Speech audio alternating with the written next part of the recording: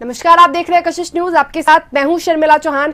बिहार की तमाम बड़ी खबरों के साथ बुलेटिन की करेंगे शुरुआत। इस वक्त की बड़ी खबर बगहा से आ रही है, जहां एसएसबी के स्पेशल एक्शन टीम से हुए एनकाउंटर में 4 नक्सलियों की मौत हो गई। इनके पास से पुलिस से लूटे गए 5 अत्याधुनिक हथियार भी बरामद किए गए हैं। आपको बता दें कि एक AK-56, 3 SLR और एक 303 राइफल ये मुठभेड़ सुबह 4:45 पर नेपाल सीमा पर चितवन फॉरेस्ट के पास घने जंगल में हुई है। एसटीएफ की एसटीएफ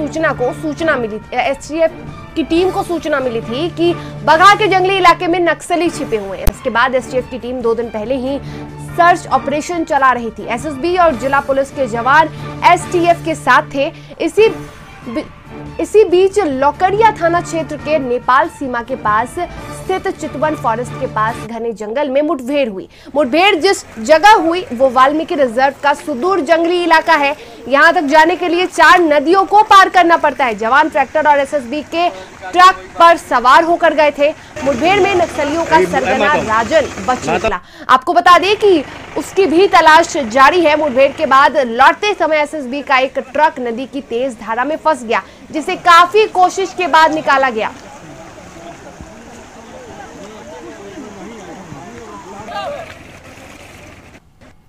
टाइगर के जंगल में आज नक्सलियों और एसटीएफ से मुठभेड़ हुआ है, जिसमें 4 नक्सली मारे गए हैं।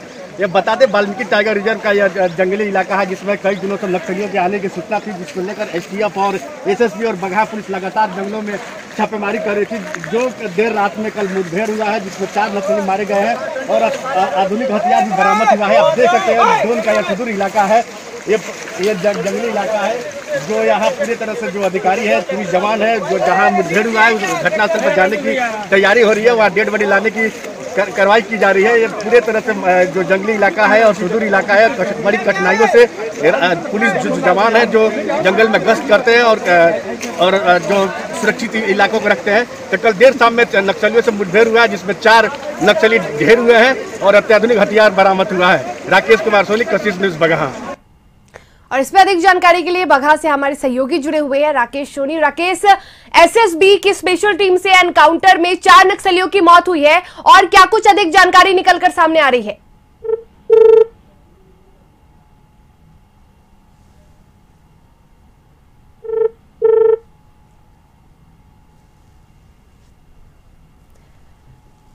तो राकेश से हमारा संपर्क टूट गया। आपको बता दें कि बगहा में एसएसबी की स्पेशल एक्शन टीम से हुए एनकाउंटर में 4 नक्सलियों की मौत हो गई है। इनके पास से पुलिस से लूटे गए 5 अत्याधुनिक हथियार बरामद किए गए हैं, जिसमें एक AK-56, 3 SLR और एक 303 राइफल है। ये मुठभेड़ आपको बता दें कि सुबह 4:45 पर नेपाल सीमा पर चितवन फॉरेस्ट के पास घने जंगल में हुई है। एसटीएफ को इसकी सूचना मिली थी कि बगहा के जंगली इलाके में नक्सली छिपे हुए हैं। इसके बाद एसटीएफ की टीम 2 दिन से सर्च ऑपरेशन चला रही थी। एसएसबी और जिला पुलिस के जवान एसटीएफ के साथ थे, और इसी बीच लौकड़िया थाना क्षेत्र के नेपाल सीमा के पास चितवन फॉरेस्ट के पास घने जंगल में मुठभेड़ हुई।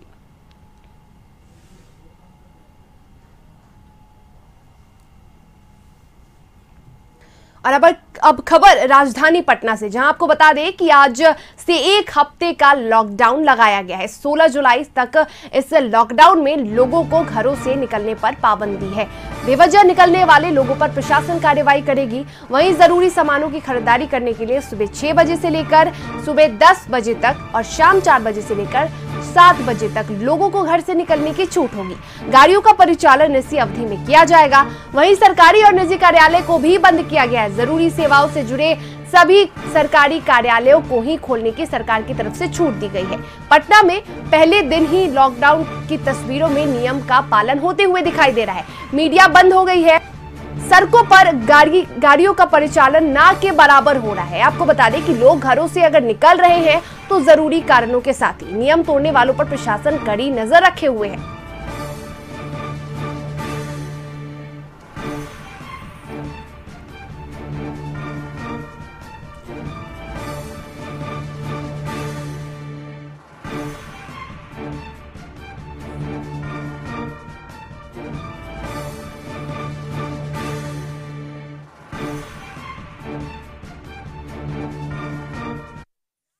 नहीं मिला। नहीं, आज आप लोगों को चलाने का परमिशन है ना?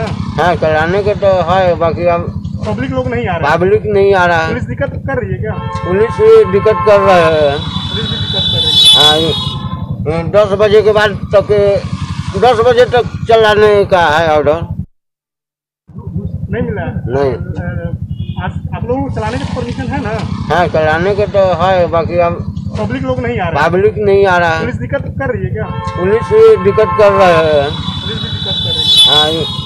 हाँ, 10 बजे के बाद तक 10 बजे तक चलाने का है ऑर्डर। 10 बजे तक ऑर्डर है। हाँ, उसके बाद और पटना में लगे लॉकडाउन के बाद पूरी तरह से सन्नाटा पसरा हुआ है। शहर के प्रमुख चौक चौराहों में लोग नजर नहीं आ रहे हैं। पटना के डाक बंगला चौराहा, बेली रोड, हड़ताली मोड़ और बोरिंग रोड के चौराहा समेत अन्य जगहों पर सन्नाटा पसरा हुआ है।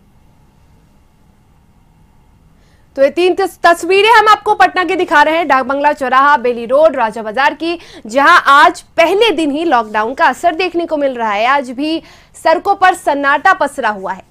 और इसमें अधिक जानकारी के लिए पटना से हमारे सहयोगी गौतम फोन लाइन से जुड़े हुए हैं। गौतम, आज एक हफ्ते के लॉकडाउन का पहला दिन है, क्या लग रहा है, क्या नियमों का पालन किया जा रहा है? नियमों का पालन कराया जा रहा है और सख्ती से कराया जा रहा है।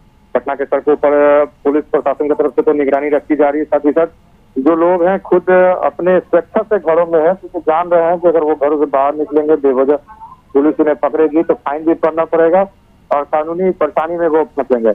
और सबसे बड़ी बात है कि सबसे बड़ा जो खतरा है कोरोना संक्रमण का, वो इन तमाम चीजों से बढ़कर है। तो लोगों को ये समझ आ चुका है कि देखिए कोरोना संक्रमण पटना में जिस तरह से बढ़ा है, एक तरह से कहा जा सकता है कि कम्युनिटी जो है स्प्रेड एक तरह से माना जा सकता है, क्योंकि लगातार जो पटना में लोगों के बीच जो है ये कोरोना का वायरस निकलते जा रहा है। कभी 200-250 करीब में संख्या निकल रहे हैं। बड़े बड़े अधिकारियों के, मंत्रियों के तक पहुंच गया, बिहार के मुख्यमंत्री के आवास तक ये कोरोना पहुंच गया। तो बहुत ही ज्यादा गंभीर स्थिति पटना में पहुंची हुई है और इन तमाम चीजों को लेकर एक सप्ताह का ये जो बंद किया गया है, लोगों में ये खुद अब समझदारी आ गई है कि इस महामारी से बचने के लिए उन्हें इस लॉकडाउन का पालन करना है, क्योंकि देखिए उनके घरों तक अगर ये पहुंचा है तो उनके परिवार के अन्य सदस्यों तक भी पहुंचेगा और इन तमाम स्थितियों में खतरा उनको है। तो प्रशासन उनकी सेफ्टी के लिए चीजों को कर रहा है, तो वो लोग समझ रहे हैं और खुद भी जो है घरों से बाहर नहीं निकले। बाजार पूरी तरह से बंद है। जो मार्केट का जो समय दिया गया था 6 से 10 बजे तक और 4 से 7 बजे तक, तो ये समय पहले दिन का जो पहला शिफ्ट था उसमें वो समय देखने को मिला, मेंटेन हुआ। कहीं दुकान अगर खुले हुए तो प्रशासन घूम रहे हैं, कुछ दुकानों को फाइन भी किया गया है, जो 1-2 दुकान खुले हुए थे। तो प्रशासन भी अपने तरफ से मुस्तैद है, लोग भी डरे हुए हैं और नियमों का पालन हो रहा है। सड़कों पर सन्नाटा दिख रहा है, कोई ज्यादा गतिविधि नहीं है, मगर इमरजेंसी सेवाओं को लेकर जो व्यवस्था है वो चालू है। इन तमाम चीजों में कोई बंदिशें नहीं है, चाहे वो मेडिकल से जुड़ी हो, चाहे जरूरी सेवाओं, खान पीने से जुड़ी हुई सेवाएं हैं, उन तमाम लोगों को लिए जो सड़कों पर निकलने की व्यवस्था है वो जारी है।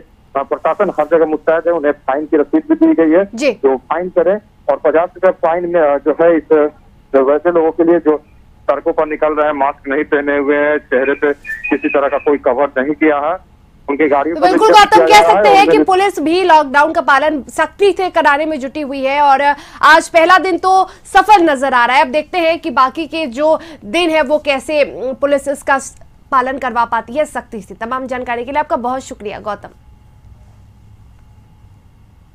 पटना में आज से लॉकडाउन शुरू हो गया है। 10 जुलाई से 16 जुलाई तक चलने वाले इस लॉकडाउन का असर पटना बाईपास पर साफ देखा जा रहा है। जहां कल तक हजारों गाड़ियां पटना बाईपास पर चलती थी और बाईपास जाम रहता था, वहीं आज पूरी तरह से यहां सन्नाटा पसरा हुआ है।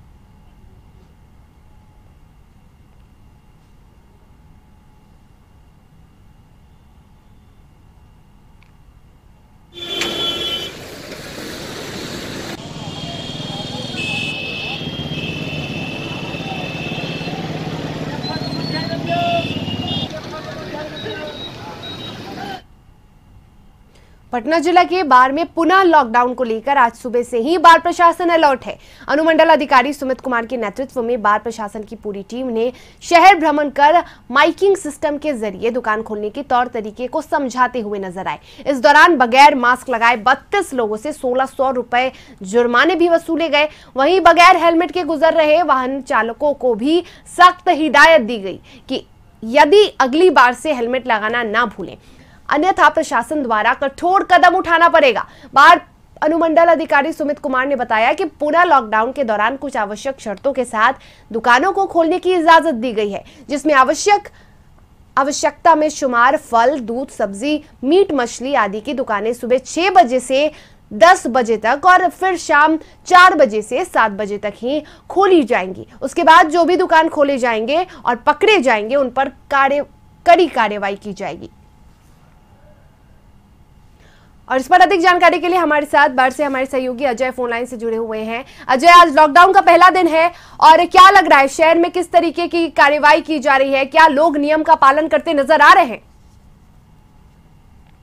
को आज पहला दिन जो है पटना जिले के बाद में लॉकडाउन लगाया गया है। लॉकडाउन को सख्ती से पालन करवाने के लिए हमारे सीएम, हमारे एएसपी और ये बाहर जो है पूरे दल बल के साथ जो है वो सरल थे और बाहर शहर के बाहर कचहरी, बाहर स्टेशन और सदर बाजार, बाहर सभी जगह भ्रमण करके माइक सिस्टम के द्वारा जो है लोगों को समझाया, दुकान खोलने के नियम को बताए और ये कहा सबसे जरूरी बात ये है कि उन्होंने मास्क पहनने पर विशेष बल दिया। उनसे अपील की कि मास्क पहन के बहुत जरूरी हो तो घर से निकले और बिना मास्क पहने निकलने पर जो है और कार्रवाई की गई। इसी तरह जो है 25 लोगों के मास्क नहीं पहनने को लेकर के 100 रुपये जुर्माना भी था। वही बाइक सवार लोगों को बिना चलाते हुए सख्त हिदायत देकर के कहा गया कि अगले दिन से अगर बिना हेलमेट के बाइक सड़क पर निकलते हैं तो उस पर कड़ी कार्रवाई होगी। इसको लेकर के प्रशासन के द्वारा प्रचार किया गया और जागरूक। बिल्कुल अजय, कह सकते हैं कि पुलिस पूरी तरीके से सख्त है, जो भी नियम तोड़ रहे हैं उनके खिलाफ कड़ी कार्रवाई की जा रही है। तमाम जानकारी के लिए आपका बहुत शुक्रिया अजय। और यहाँ वक्त है एक छोटे से ब्रेक का। खबरों का सिलसिला लगातार जारी है।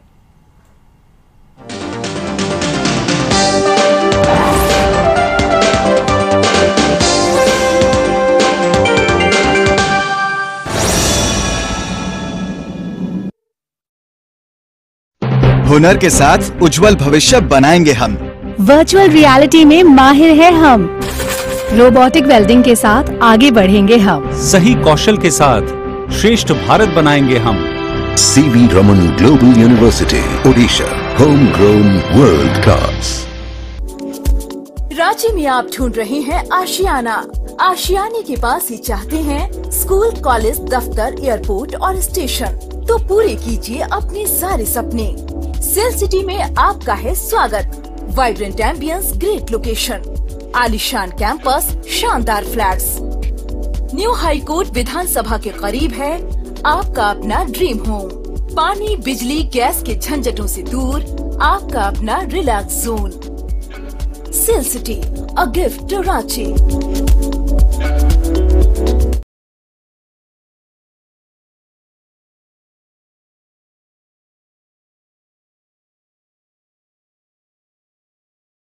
बिहार झारखंड का सबसे लोकप्रिय न्यूज चैनल अब सिर्फ एक क्लिक पर ऐप डाउनलोड करें। रांची में आप ढूंढ रहे हैं आशियाना। आशियाने के पास ही चाहते हैं स्कूल, कॉलेज, दफ्तर, एयरपोर्ट और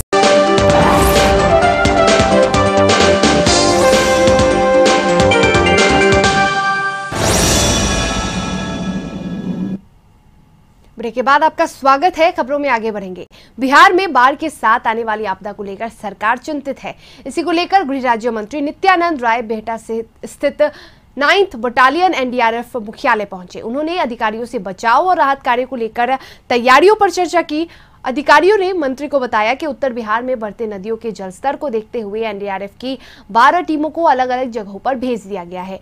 लाइफ जैकेट, बोट और अन्य जरूरी सामानों की उपलब्धता भी की गई है और इसकी जानकारी मंत्री ने ली। वहीं गृह राज्य मंत्री ने NDRF पर भरोसा जताते हुए कहा कि आपदा में NDRF अपने दायित्व का ईमानदारी पूर्वक निर्वहन करती है। जवानों की हिम्मत और हौसले से पिछले साल बाढ़ के समय जानमाल के नुकसान को रोका गया था।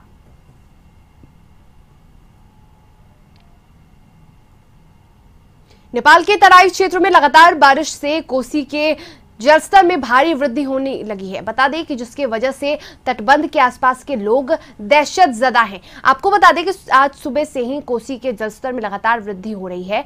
11 बजे दिन में कोसी बराज से 2,20,000 क्यूसेक पानी छोड़ा गया है।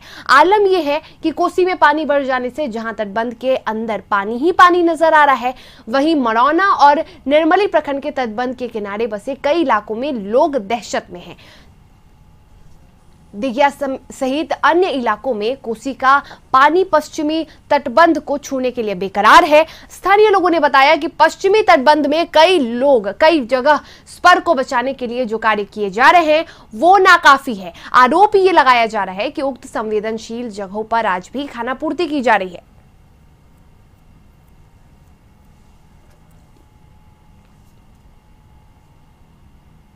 नेपाल के तराई क्षेत्र में हो रही बारिश से खगड़िया में बाढ़ का खतरा मंडराने लगा है। जिले के अधिकारियों की माने तो अगर नेपाल में भारी बारिश हुई तो 13 से 14 जुलाई तक जिले में कोसी और बागमती नदी उफान पर होगी और जिले में बाढ़ जैसी हालात हो जाएगी। एडीएम शत्रुंजय मिश्रा ने संभावित बाढ़ के खतरे के मद्देनजर जिला को हाई अलर्ट पर रखा है। संभावित बाढ़ से जिले के करीब 44 पंचायत के 120 गांव के 1,22,000 आबादी प्रभावित होगी। लिहाजा प्रशासन ने राहत और बचाव की तैयारी कर ली है। प्रशासन ने पर्याप्त संख्या में नाव की व्यवस्था और कई ऊंचे स्थानों को शरण स्थली के रूप में चिन्हित किया है। राहत और बचाव को लेकर एसडीआरएफ की 2 यूनिट प्रतिनियुक्त है। वहीं एडीएम की माने तो 13 और 14 जुलाई जिले के लिए क्रिटिकल है। हालांकि प्रशासन ने जिले वासियों से धैर्य बनाए रखने और सजग रहने की अपील की है।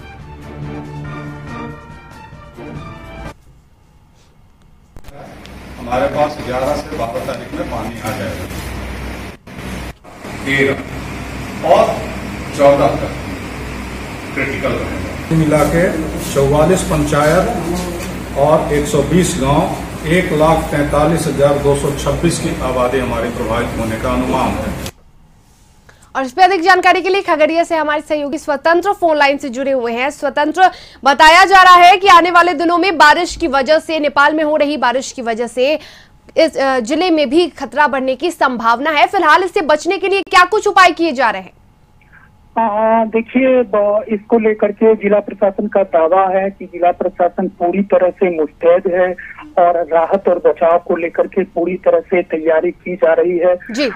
इस संबंध में एडीएम शत्रुंजय मिश्रा से हमारी बात हुई तो उन्होंने कहा कि 10 तारीख से जैसा मौसम विभाग ने अनुमान जाहिर किया है कि नेपाल में 10 तारीख से भारी बारिश होगी और अगर वहां पर भारी बारिश होती है तो गंडक माफ कीजिएगा बागमती और कोसी नदी में का जलस्तर जो है काफी बढ़ जाएगी और इससे आशंका है कि बाढ़ जैसा जो है वह क्या कहते हैं दृश्य हो सकता है, भयावह स्थिति हो सकती है और लगभग जिले का 1,20,000 से अधिक आबादी जो है प्रभावित हो सकता है। कुल 122 गांव जो है इसके जद में आ सकता है।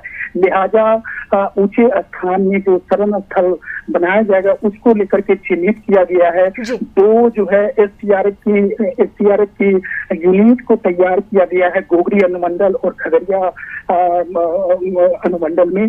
तो प्रशासन का कहना है कि हम पूरी तरह से अलर्ट हैं। बिल्कुल स्वतंत्र कह सकते हैं कि प्रशासन पूरी तरह से अलर्ट है और अब देखना यह है कि जिस तरीके से बारिश आने वाला है उसमें क्या कुछ क्षति होती है जिले में। तो तमाम जानकारी के लिए आपका बहुत शुक्रिया स्वतंत्र। लगातार बारिश और नेपाल द्वारा पानी छोड़े जाने की वजह से भारत नेपाल सीमा के दर्जनों गांव के लोग बाढ़ की संभावना से दहशत में हैं। अभी सीतामढ़ी के श्रीखंडी भिट्टा पंचायत के निचले इलाके में जलस्तर बढ़ने लगा है। पानी के बढ़ने की हालत ऐसी ही रही तो श्रीखंडी भिट्टा सहित सीतामढ़ी के दर्जनों गांव बाढ़ की चपेट में आ जाएंगे।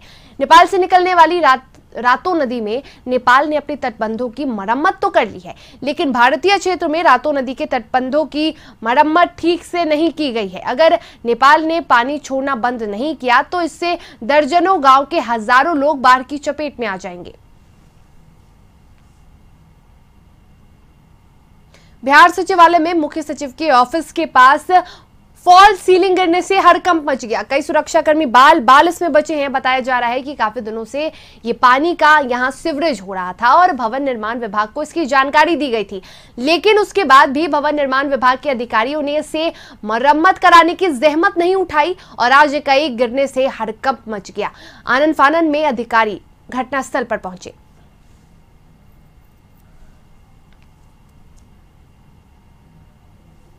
और अब खबर पूर्णिया से, जहां जिले में 15 नए कोरोना पॉजिटिव मरीजों की पुष्टि हुई है, जिसके बाद जिले में कोरोना संक्रमितों की संख्या 362 हो चुकी है। फिलहाल जिले में 69 एक्टिव केस हैं और इसमें से 293 मरीज कोरोना को हराकर अपने घर जा चुके हैं। इसमें अधिक जानकारी के लिए पूर्णिया से हमारे सहयोगी रवि फोन लाइन से जुड़े हुए हैं। रवि, आज अचानक से 15 नए कोरोना पॉजिटिव मरीजों की पुष्टि हुई है, क्या कुछ नया अपडेट है? देखिए, 2 दिन से लगातार पूर्णिया जिले में कोरोना पॉजिटिव मरीजों की संख्या बढ़ रही थी। इसको लेकर आज से लॉकडाउन भी किया गया। 16 तारीख तक लॉकडाउन है, लेकिन आज जो रिपोर्ट आया उसमें 15 नए कोरोना पॉजिटिव मरीज मिले हैं। कल भी संख्या लगभग 21 या 22 थी। इसको लेकर कल बहुत हाई लेवल की मीटिंग जिला प्रशासन ने की थी। उसके बाद ये निर्णय लिया गया था कि 10 से लेकर 16 तक लॉकडाउन किया जाएगा। तो लॉकडाउन पूरी तरह से शहर के 40 वार्ड में लगे हुए हैं। हालांकि ग्रामीण क्षेत्र है, वहां पर लॉकडाउन की स्थिति नहीं है, लेकिन पूर्णिया नगर निगम में 46 वार्ड हैं, उनमें पूरी तरह से लॉकडाउन कर दिया गया। एसेंशियल सर्विसेज को ही सिर्फ चालू रखा गया। तो लगातार जो कोरोना पॉजिटिव के मरीज मिल रहे थे, इसके मद्देनजर जिला प्रशासन ने कार्रवाई की है। जी बिल्कुल, तमाम जानकारी के लिए आपका बहुत शुक्रिया रवि।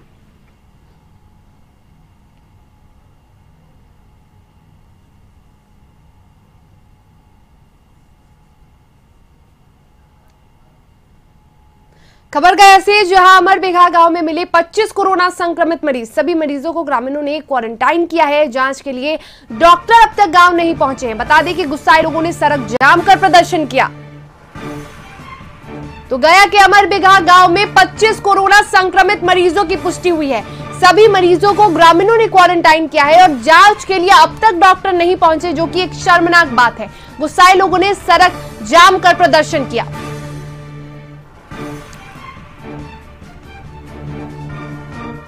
तो खबर इस वक्त गया से आ रही है, जहां अमरबिघा गांव में 25 कोरोना संक्रमित मरीजों की पुष्टि हुई है और सभी मरीजों को ग्रामीणों ने क्वारंटाइन किया है। जांच के लिए अब तक कोई डॉक्टर नहीं पहुंचे हैं गांव। बता दें कि गुस्साए लोगों ने सड़क जाम कर प्रदर्शन किया।